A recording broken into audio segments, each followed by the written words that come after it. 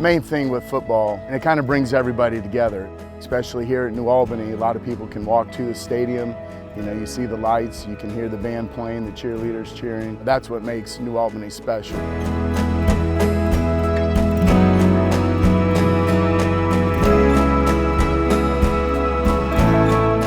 The New Albany football team got started in 1930 when Superintendent Jimmy Dorn came to town. He was a local boy who grew up here, but he decided when he became superintendent that it was time for our school to have a football team. So that year in 1930, Jimmy recruited 14 of the high school students to become a team. Unfortunately, none of them had ever played ball. At their very first game, they lost to Asheville, Ohio, 13-0.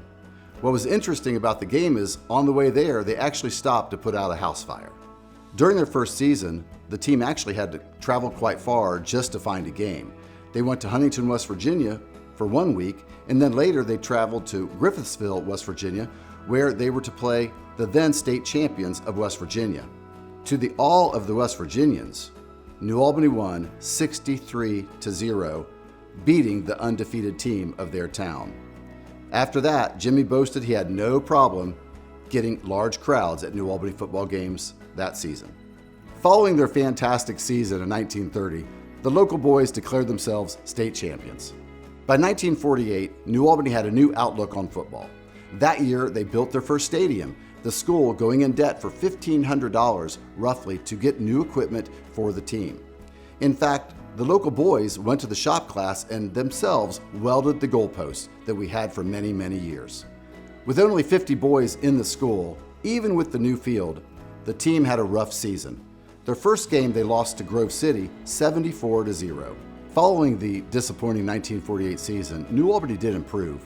And in fact, by 1966, we had an undefeated team, with great stars such as Mark Zarley, Dan Brenning, and Dave Kellett. What stands out most to me about high school football is probably the camaraderie and the guys I played with, and probably Friday nights. We started out my freshman year. I played when I was a freshman, and I think we won 1 game.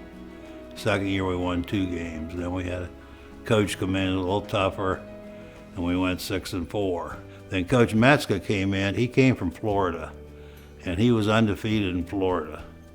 And he came in and coached us, and really good coach, great coach.